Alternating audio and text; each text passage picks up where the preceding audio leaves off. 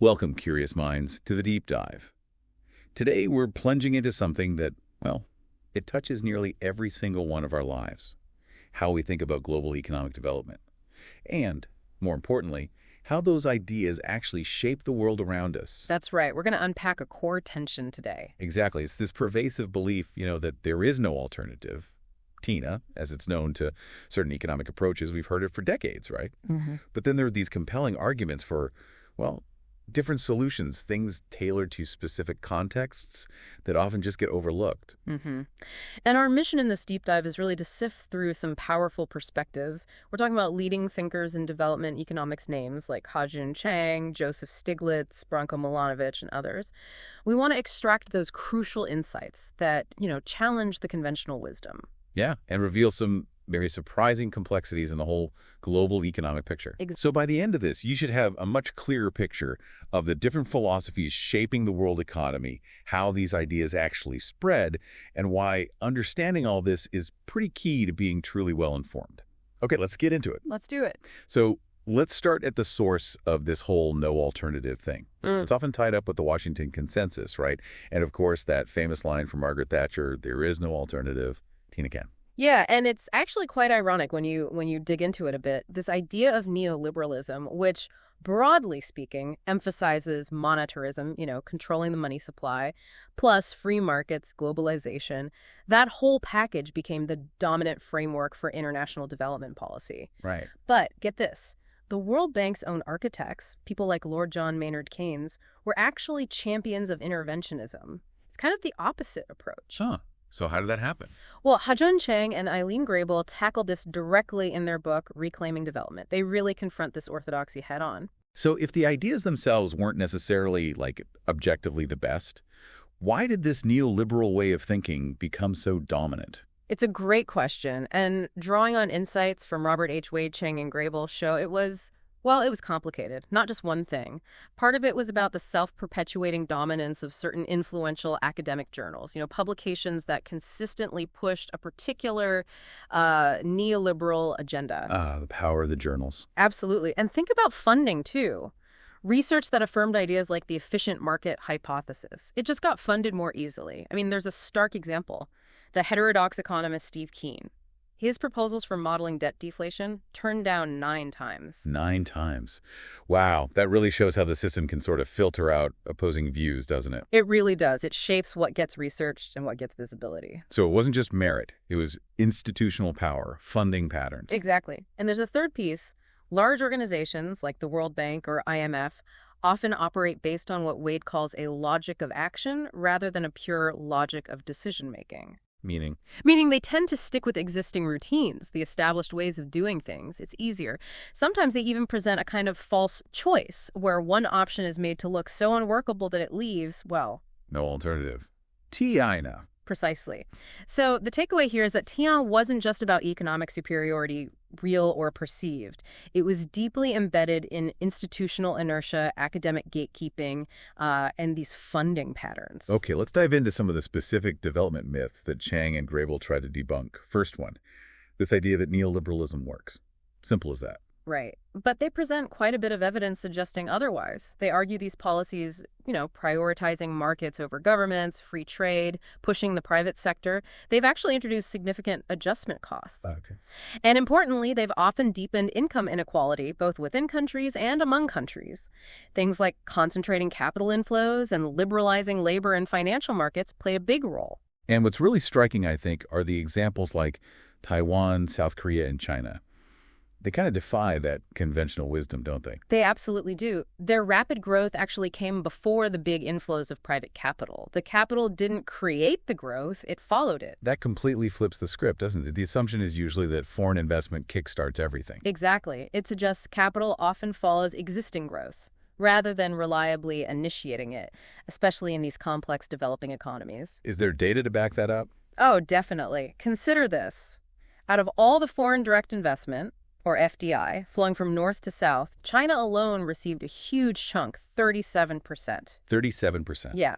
Meanwhile, the entire region of sub-Saharan Africa, just 4.9%. Wow. That really makes you question that core assumption. Does capital create growth, or does it just gravitate to where growth is already happening? It certainly raises the question. Okay, so myth number 2. Privatization as the ultimate solution, the panacea for inefficiency. Right, and you hear the arguments all the time. State-owned enterprises, SOEs, are inherently inefficient. Managers are just hired hands, incentives are low, they act like monopolies, and people point to studies, like some from Tanzania, where SOE subsidies were apparently eating up huge portions of the education and health budgets, like 72% and 150% respectively. Okay, those numbers sound bad. But you bring up Taiwan again. Exactly. Taiwan has one of the world's largest SOE sectors, and yet it was also one of the fastest growing economies after World War II. So it can work? It suggests it can. And it highlights a crucial point. SOEs are often actually better suited for certain things, like natural monopolies, think electricity grids.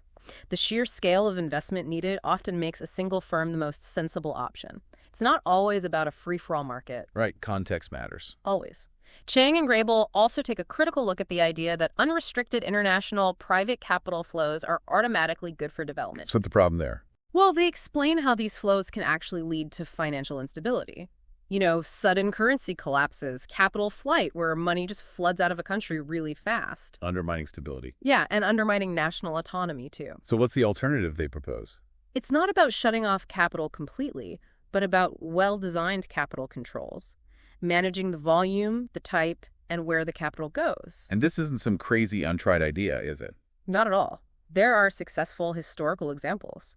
Continental Europe after World War II, Brazil in the 50s and 60s, Chile and Colombia in the 90s, Malaysia in 94 and 98. It's been done. And places like Japan, South Korea, Taiwan, they managed foreign capital pretty strategically, didn't they? Extremely strategically. They used restrictive FDI policies, things like mandatory local content rules, meaning investors had to use local parts or labor. They carefully chose which sectors were even open to FDI, and they limited royalties paid for technology licenses. So not exactly rolling out the red carpet unconditionally. Far from it. It really challenges this notion of FDI being some kind of, Mother Teresa of capital flows. And it warns against that race to the bottom, where countries compete for investment by slashing regulations and wages, which ultimately just undermines living standards. So the real takeaway there is that capital needs to be managed, strategically guided, not just welcomed with open arms. Precisely. It needs to align with national development goals. That's a really crucial point. Yeah. And it brings us nicely to the next layer of this. We've talked about the what of economic policy, neoliberalism, privatization, capital controls. But to really get development, we also need to look at the how, the practical challenges of actually delivering services on the ground. Absolutely. And that's where thinkers like Lant Pritchett and Michael Wolcott come in. Their work shifts the focus. They argue that understanding how public services are delivered is absolutely critical.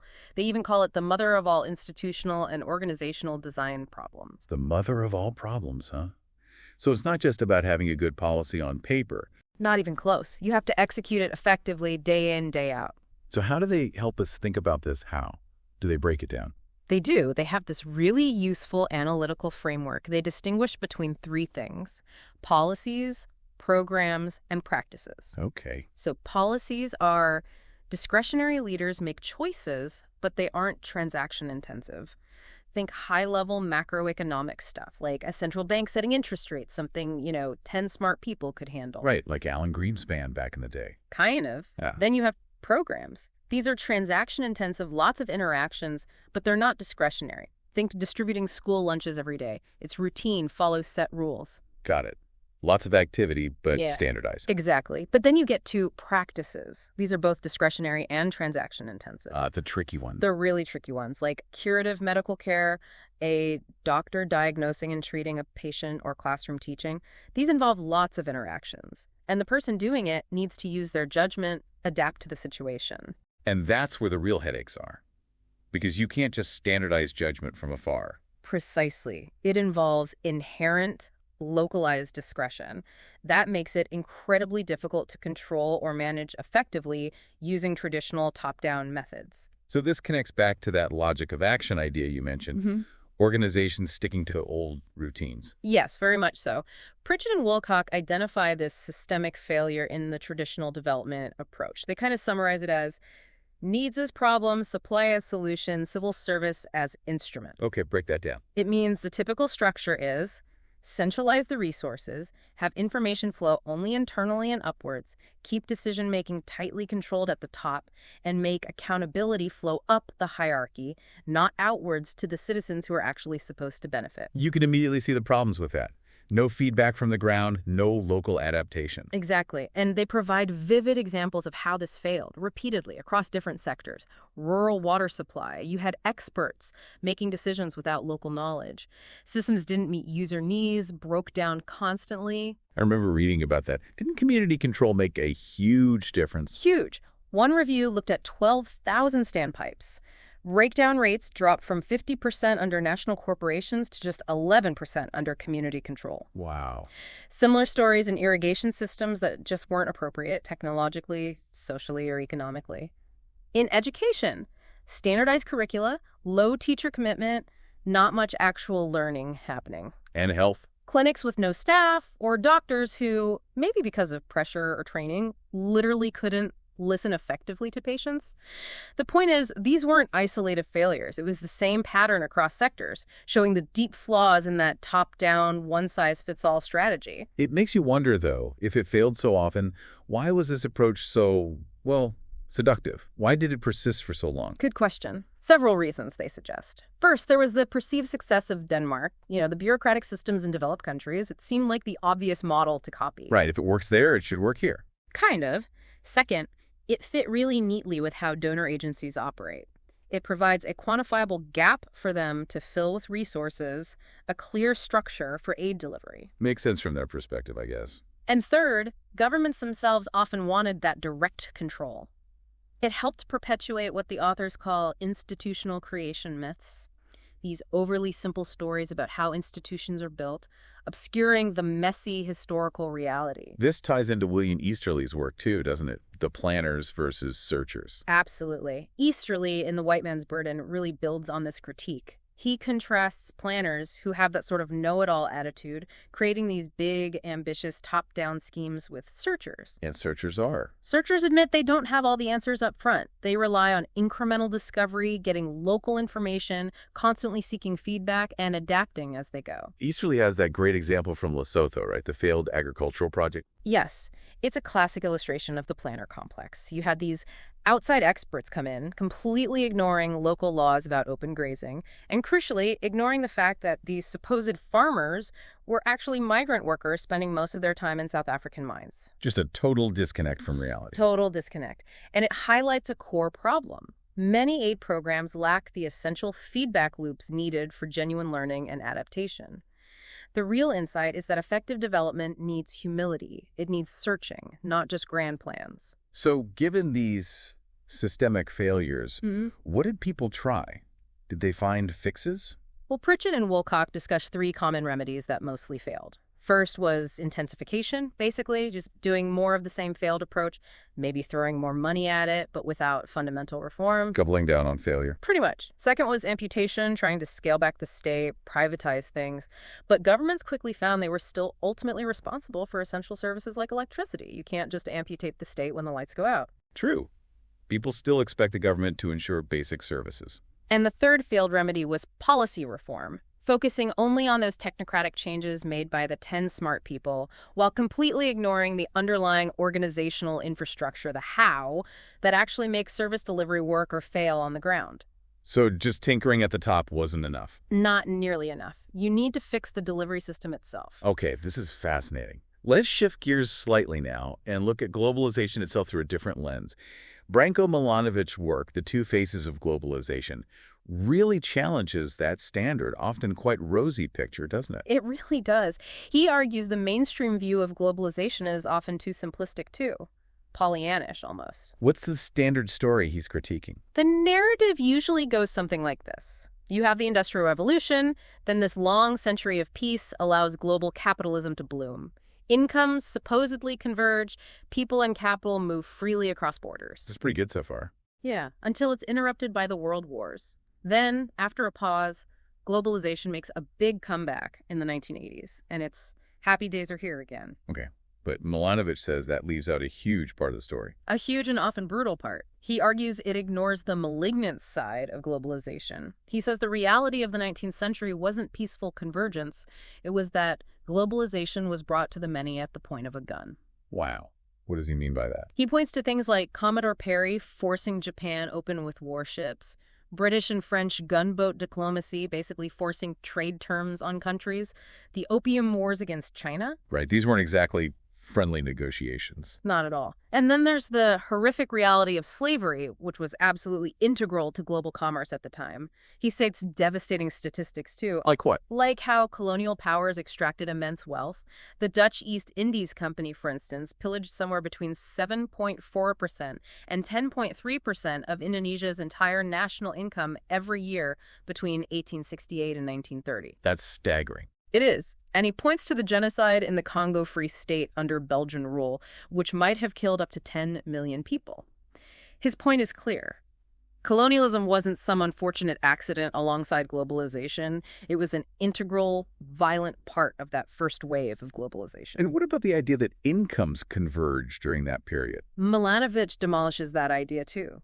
He demonstrates, using data like Gini coefficients, which measure inequality, that there was actually income divergence between countries during the 19th century. So the gap between rich and poor countries actually grew. Yes. Drawing on sources like the economist Paul Bayrock, he shows rich countries pulled away significantly from poorer ones between 1870 and 1913. The divergence was strong even earlier, from 1800 to 1870. How did that happen? Was it just market forces? Not according to Milanovic. He explains how the colonial contract, basically, the rules imposed by colonial powers, actively prevented industrial development in the colonies. They were forced to import manufactured goods only from the colonizing country, forced to export raw materials only to the colonizing country, competing industries were banned, even transport was restricted to ships from the metropolis. So it actively suppressed their own development. Absolutely. It led to the deindustrialization of places like India and China.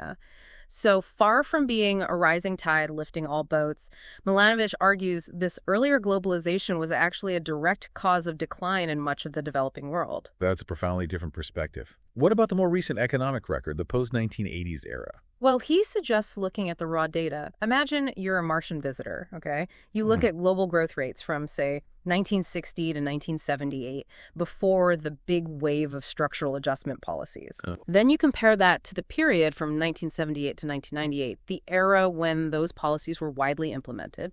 The Martian, just looking at the numbers, would easily conclude the first period was much better. Really? How so? Overall growth rates were 2 to 3 times higher in the earlier period. And crucially, poorer regions were actually catching up to the richer ones. There was convergence. And in the second period? The opposite. Most poorer regions grew slower than the rich world. Africa, Latin America, Eastern Europe, and the former Soviet Union largely stagnated or even declined. Divergence returned. But don't mainstream economists argue that the countries that did globalize successfully saw great results? They do, but Milanovic critiques how they often define globalizers. He argues the selection criteria are flawed, often excluding countries that don't fit the narrative, or including countries like China, whose success was driven by policies completely opposite to mainstream advice. China is a key example, isn't it? Huge example. China's incredible growth involved massive state ownership, collective enterprises like the township and village enterprises, TVEs, things that are basically anathema to standard neoliberal prescriptions. And what about trade liberalization? Isn't that supposed to be the engine of growth? Well, Milanovic points out that in both China and India, the major trade reforms actually happened after their periods of faster growth had already started. So it raises that chicken and egg question again. Exactly. Does trade liberalization cause growth, or does growth lead to more trade liberalization and integration? The evidence suggests the common assumption might often be backwards. Fascinating. Okay, let's pivot one last time. We need to understand how these economic ideas actually spread and take root, particularly in places like post-colonial Africa. Yeah. Thandika Mkandawir's work sheds a lot of light here, right? It really does. He offers a critical look at how economic doctrines evolved in Africa, and crucially, how the ideas that won out were often the ones aligned with external power and, importantly, funding. What's a key observation he makes? One striking point is the surprising lack, historically, of self-criticism within the African economics community itself, especially compared to other social sciences there, or even economists in the US and UK. Why is that significant? It prompts the question: how much has the economics profession in Africa been shaped by external forces and agendas, rather than developing more organically from within? And his argument is that it's been heavily influenced. Very heavily. He argues that economic thinking in Africa has often been conditioned by the needs and priorities of foreign governments and the whole aid establishment. Economics, he notes, became the discipline that benefited most from the foreign-driven consultancy industry. Creating a kind of dependency. Exactly. A dependency where research agendas and even the right way to think about economics were influenced by where the funding came from. How does he trace this evolution? He outlines what he calls 4 rounds of economic doctrine and capacity building in Africa. It's a really helpful way to see the shifts. Okay, let's walk through them. Round 1. Round 1 lasted until the 1970s. This was the era of development economics and planning. Its roots were largely Keynesian, focusing on market failures, and seeing the state as having a central role in driving development. Donors often even made aid conditional on countries producing national development plans. So capacity building focused on training development planners, often through institutions like IDP, the African Institute for Economic Development and Planning. It was actually a more pluralistic time for ideas. Okay, what changed in round 2?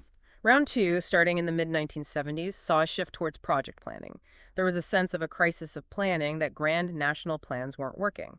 So the focus moved to designing specific, well-defined projects, often linking poverty alleviation to particular interventions. This is also when World Bank lending ramped up under Robert McNamara, pushing hard for techniques like project evaluation and cost-benefit analysis. Well, you mentioned an irony here earlier. Yes, what McNamara calls the McNamara effect. Despite heavily promoting cost-benefit analysis for projects receiving loans, the bank itself, under McNamara, often seemed to disregard its own advice when it came to its big push for poverty-oriented lending. An interesting internal contradiction. Fascinating. On to round 3. This sounds like where the big shift happens. Round 3 from the mid-70s onwards is really pivotal. This is the era of stabilization in what McAndwire calls the demise of development economics. It's when neoliberalism really ascended ideologically, echoing Thatcher's no alternative. He notes the U.S. government at the time explicitly stated there was no such thing as development economics. Wow. So it wasn't that development economics failed logically or empirically? He argues it was primarily an ideological shift driven by changes within powerful international institutions. And the irony, even as the simplified monoeconomics spread, mainstream academic theory itself was actually rediscovering concepts central to the old development economics pioneers, things like incomplete markets, asymmetric information. So the practical policy advice diverged from where the theory was actually going. In many ways, yes. This era also saw what McAndwire terms the dollarization of economics in Africa. Foreign funding and the consultancy boom heavily shaped research agendas. It incentivized economists to, well, speak the donor's language, sometimes creating clones rather than independent thinkers. Prioritizing donor approval over critical analysis. Often, yes. Focusing on producing reports that created guru effects to reassure investors, rather than conducting deep, critical, context-specific research. It leads back to that uncomfortable question. If the economists advising were so smart, why did poverty persist or worsen in many places? The incentive structures were often skewed. Okay, and the final round, round 4. Round 4 is the post-Washington Consensus era, starting in the late 1990s. By this point, African growth rates had declined significantly under the previous policies, and serious questions were being asked about why the recommended policies weren't working as promised. This led to a renewed focus on poverty itself, and a new emphasis on building planning capacity again through things like poverty reduction strategy papers, PRSPs, and also the big debates around good institutions started gaining traction. It sounds like a bit of a full circle, but maybe with some lessons learned. Hopefully. But McAndwire offers a really compelling contrast here. He highlights the experience of East Asia, Japan, Taiwan, South Korea, where things went very differently. Very differently. And significantly, economists trained in the Anglo-Saxon tradition played a pretty marginal role there. In Japan and Taiwan, key economic positions were often held by engineers or generalist administrators. Not economists. Often not. They prioritized industrial policy, pragmatic problem-solving, a kind of can-do attitude, rather than adhering strictly to market-rational economic models. It really challenges the idea that there's only one type of expertise valid for driving development. So what's the final message from McKendawire's analysis? He concludes that the loss of certainty among the big international financial institutions, the cracking of the old consensus, should actually be seen as a major opportunity for African economists. An opportunity how? An opportunity to break free from just being consultants implementing external agendas. A chance to foster genuinely independent, context-specific, and more open research programs that are relevant to Africa's own diverse realities and aspirations. The key is intellectual ownership and local relevance. That's a powerful note to end on for that section. So after journeying through all these different perspectives, from Tina to the myths of development, the how versus the what, the hidden history of globalization, the spread of ideas in Africa, what does this all mean for you, the listener? Yeah, how do we connect all these threads? I think if we look at the bigger picture, it's just crystal clear that the path to equitable, sustainable development is rarely, if ever, a straight line.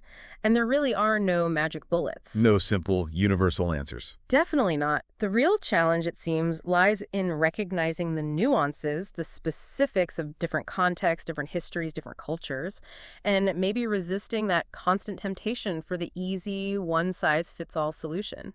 We've definitely seen how powerful narratives like Tina or the rosy view of globalization can genuinely shape reality, sometimes for the worse, and how sometimes the proposed solutions can actually become part of the problem. And the approaches that seem most insightful, whether from Chang or Pritchett and Woolcock or Easterly, they all seem to encourage critical thinking. They emphasize the value of local knowledge, of feedback from the ground. And accountability, right. Not just accountability upwards to bureaucracies or donors, but accountability outwards to the actual people the policies are supposed to serve. Absolutely crucial. Which leads us, I suppose, to a final thought for you to consider. Yeah. Given everything we've unpacked today, the critiques of those dominant narratives, the sheer complexity of economic development, the importance of how things are done, not just what is planned, how might your perspective shift now when you read the economic news or hear about the latest development policy recommendation, now that you've maybe peered behind the curtain of those supposed economic universal truths?